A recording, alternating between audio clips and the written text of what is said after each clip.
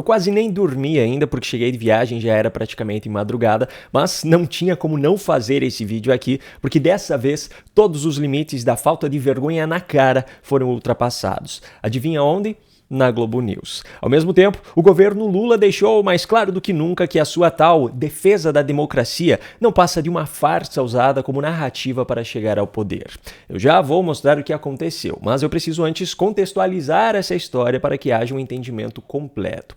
As eleições presidenciais venezuelanas aconteceram nesse último domingo, dia 28, e o resultado foi aquilo que já era esperado. Nicolás Maduro se autoproclamou reeleito presidente. Só que dessa vez os acontecimentos estranhos, se é que você me entende, ficaram mais escancarados do que nunca. Toda a história pré-eleições você já conhece, eu já mostrei em outros vídeos aqui no canal as inúmeras medidas autoritárias para barrar candidatos de oposição, as perseguições a todos que apoiavam a oposição e até mesmo a prefeitos. Enfim, tudo isso já estava perfeitamente desenhado há meses. Só que ainda assim a derrota de Maduro nos votos era iminente e era confirmada no início da apuração, assim como nos diversos comprovantes de urnas que a oposição conseguiu acessar. A diferença era esmagadora, mesmo com os inúmeros casos de pessoas que foram simplesmente impedidas de votar. ¡Abre esa mierda! ¡Entre esa mierda! ¡Entre la patada adentro!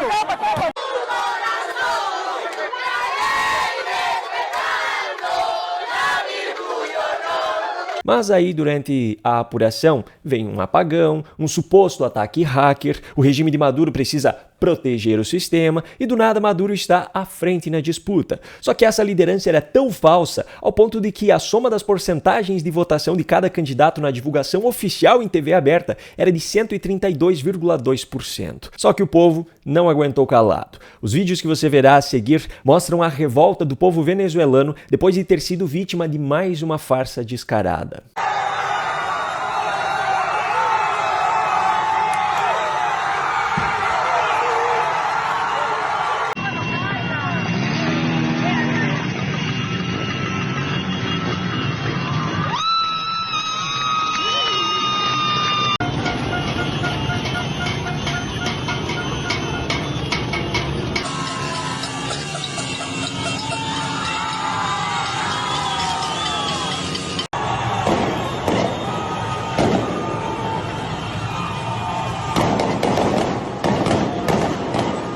Mas o regime de Maduro respondeu imediatamente. Esse vídeo mostra a Guarda Nacional venezuelana e milícias chavistas atirando em direção a apartamentos de cidadãos. En Montalbán están disparando a los apartamentos, a los estacionamientos. Mira, estacionamiento. Cierra la ventana. Amedrentando.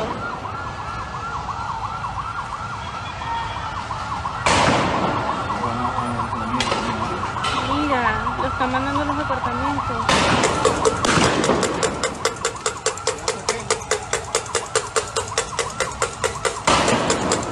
Essa mesma Guarda Nacional venezuelana, vale lembrar, só não existe ainda no Brasil porque Lula não conseguiu criá-la, como ele mesmo lamentou em uma entrevista recente à Rádio Sociedade. Eu defendi a criação da Guarda Nacional, aquilo foi uma proposta minha.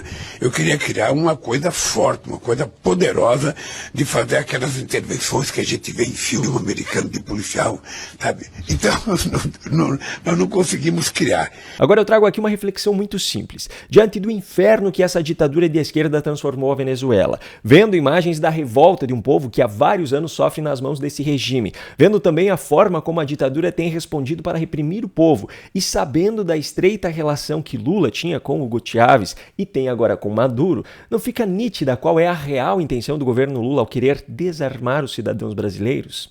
Existe alguma chance de um partido que tem a mesma formação ideológica do regime venezuelano ser mesmo um defensor da paz e da democracia?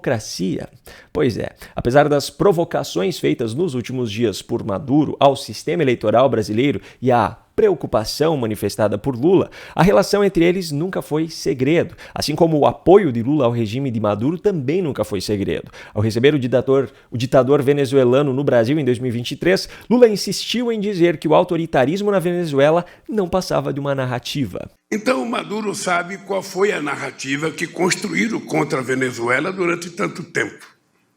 Essa narrativa, durante muitos anos, o Celso Amorim, que era meu ministro, e eu, andávamos ao mundo explicando que não era do jeito que as pessoas diziam que era. Andávamos ao mundo. E eu acho, companheiro Maduro, que é preciso, você sabe a narrativa que se construiu contra a Venezuela, da antidemocracia, do autoritarismo, sabe? Então eu acho que cabe à Venezuela mostrar a sua narrativa para que possa efetivamente fazer pessoas mudar de opinião.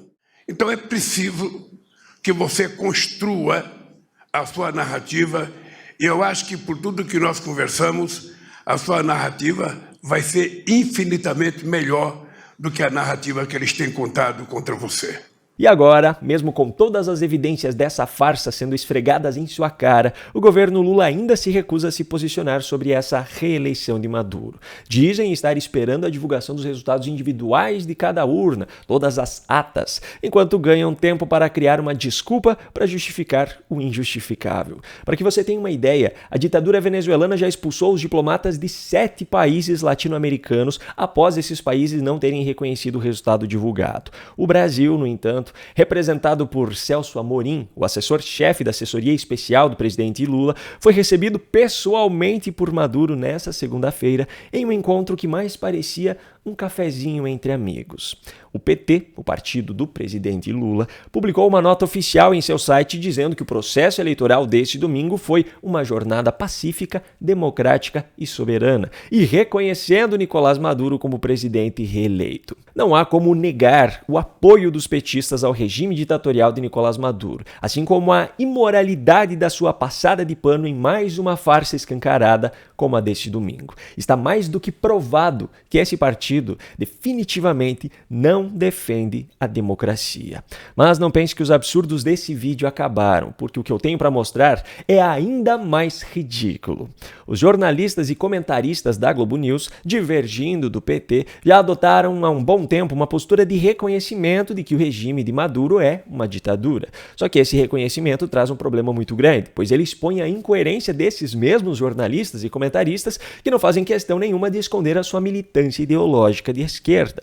Diante do cenário visto no pleito eleitoral deste domingo, apesar de não mostrarem 10% do que eu mostrei para você nesse vídeo aqui, eles reconheceram a farsa. Porque nós estamos diante de uma fraude escancarada, talvez a maior e mais escancarada fraude eleitoral da história, que tem uma longa história de fraudes eleitorais. Um dos convidados explicou ainda que é o próprio regime de Maduro que faz a contagem dos votos. A Comissão Nacional Eleitoral Venezuelana, atenção, é um órgão do Executivo, não é um órgão do Judiciário nem do Legislativo, é do próprio poder que vai, na verdade, pensar em como reassumir esse poder.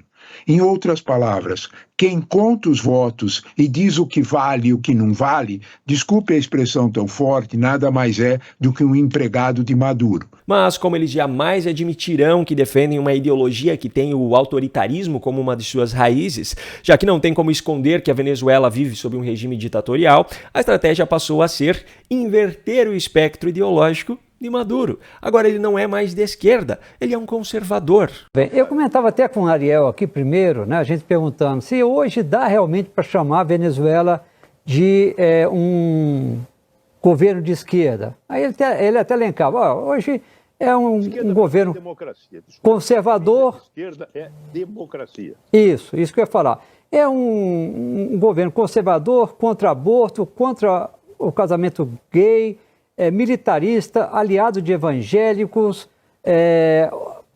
Não vejo mais ele com essa... ele é mais um governo de esquerda de fachada.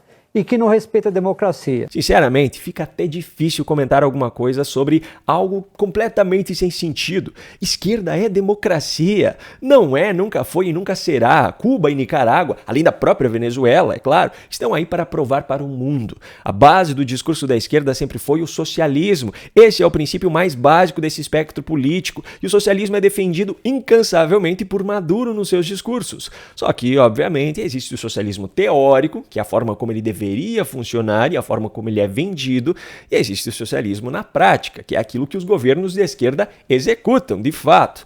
Na teoria, a sociedade é justa e igualitária e todos vivem felizes para sempre dentro do socialismo. Na prática, os esquerdistas querem divisão igualitária sobre o patrimônio e a renda dos outros, não sobre os seus. Isso é esquerda. A democracia foi apenas uma narrativa que surgiu no meio do caminho como mais um elemento de um discurso absolutamente falso para chegar ao poder. Ponto final. Me conta agora aqui nos comentários, o que leva uma pessoa a distorcer de forma tão ridícula a realidade como esses comentaristas fizeram? Um grande abraço e até a próxima.